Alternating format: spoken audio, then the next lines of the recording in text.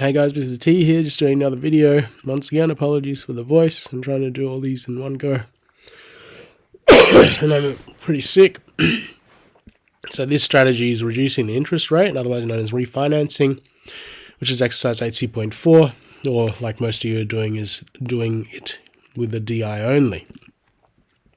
So previously, we dealt with the interest rate of a loan increasing after a period of time. I made it clear that that was not a strategy, but showing an example of a realistic situation that could occur.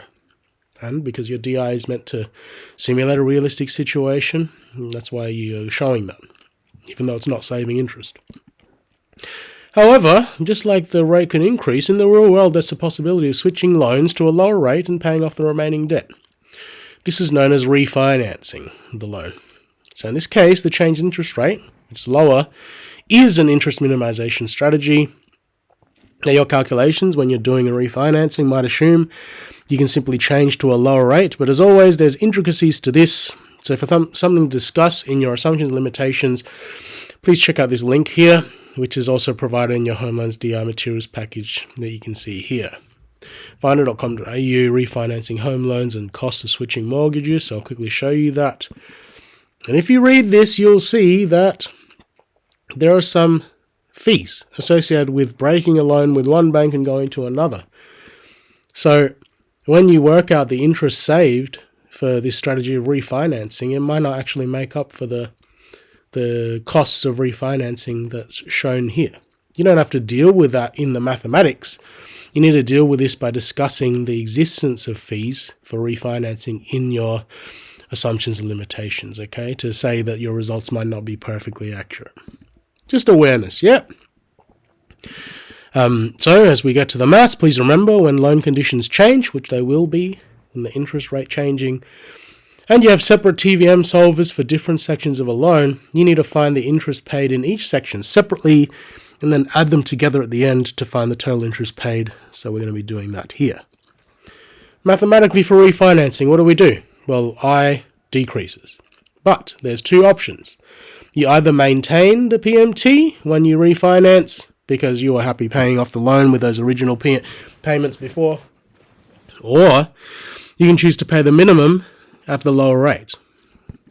So the maths changes slightly whether you're doing one or the other. If you're maintaining the original PMT, then the lower rate means that you're paying more than required, so you're solving for N in that case. If you're choosing to pay the minimum, you make N last for the remainder of the loan as normal, and then you solve for PMT, which is going to go down because you have a lower rate. So I'm going to show both here. It's going to be a longer video. Consider the default home loan 2024, which I've got here, the interest here, and I've got the payment and stuff. If the loan is refinanced down to 1%, down 1%, sorry. Imagine if you got it down to 1%, huh? You refinance down 1%, down to 4% from the original 5. After 5 years of paying off the loan normally, how much interest would be saved? So the first one I'm going to show you is maintain PMT. So what do we have to do first? We need to work out what happens in the first 5 years. N. 5 years of payments is going to be 5 times by 12, which is 60. The interest rate in the first 5 years was normal at 5%. My debt started at $500,000. I was paying the default loan negative $2,684.11 to 2 decimal points. Because I'm only paying for 5 years, we're going to be solving for FV to see what the remaining debt is. PY and CY are both 12. So go on to TVM solver.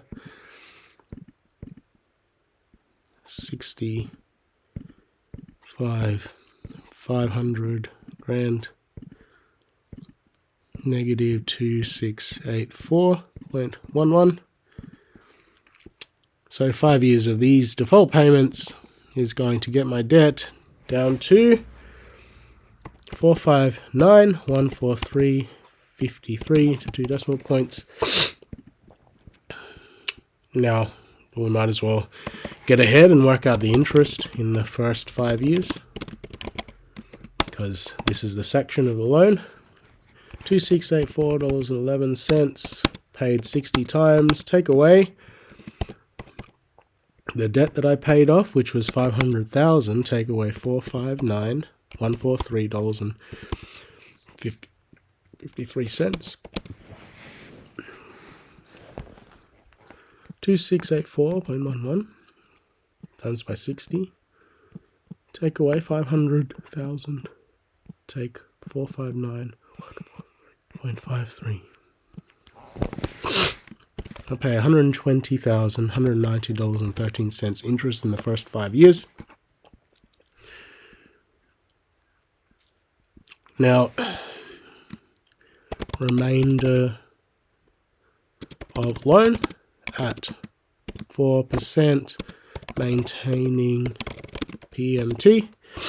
So N is what we're going to solve for, because if I maintain the PMT, the payments of 2684.11, they were for a rate of 5%, but my interest rate has gone down to 4%, and I'm paying off the remaining debt of this FV here, 459,143.53, and paying that off with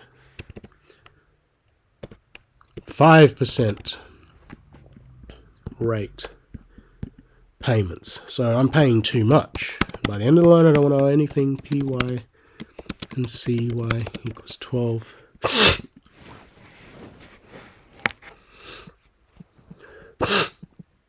$459,143.53. Own nothing. Keep the payments, but my rate is lower. So that tells me I've got 253.75, 2 decimal points, months left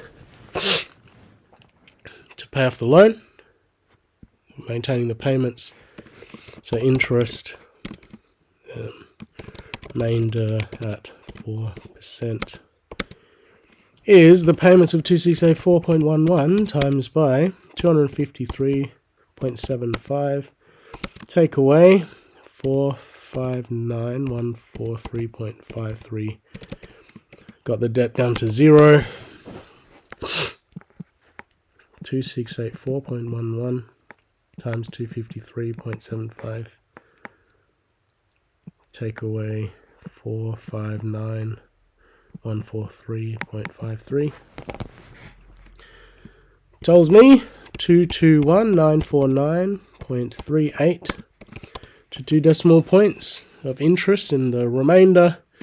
So the total interest when rate down to 4% after 5 years and maintain PMT is going to be this number here plus this number here, which equals 190.13 plus 221,949.38, 342,139.51. Compared to the default, interest saved, compared to default is going to be the default loan. I paid 466,279.60. Take away the total of the interrupted, the broken up loan, 342,139.51. 466,279.6. Take away 42139.51. 140.09. Interest saved with that strategy of reducing the rate but keeping the original payments. Now we need to show paying minimum after rate decrease, or the refinancing. So if we're pretending that we're paying the minimum, this remains the same, because I'm pretending that I'm paying the minimum after 5 years. So copy and paste that. But now the difference is remainder of loan at 4%, paying minimum. So now, because I paid 5 years worth already, which was 60, I have 300 months left to pay off the loan. It's going to be at 4%. I have this much remaining debt, 459,143.53 debt left, but instead of keeping the original $2,684.11 payments, I'm going to pay the minimum I need to pay it off in the remaining 25 years. I don't want to owe the bank anything at the end. Payments per year and compounding periods per year, both 12. Apps, Finance, TVM, 304. 459 is all already in here.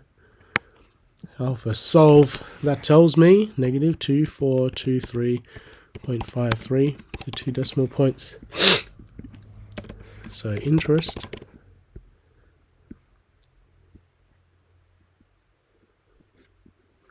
the remainder at 4% is going to be 2423.53 times by the 300 payments. Take away 459,143.53. Take nothing. 423.53 times 300. Take away 459,143.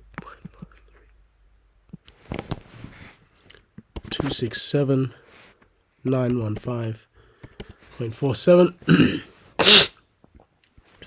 which you'll notice is more than choosing to keep the larger repayments, which makes sense because larger repayments is a really effective strategy. So total interest of rate down to 4% after 5 years, then paying minimum payments. It's going to be this number plus this number, 267,915 is already in the calculator, 120, 190.13, 388, $105.60.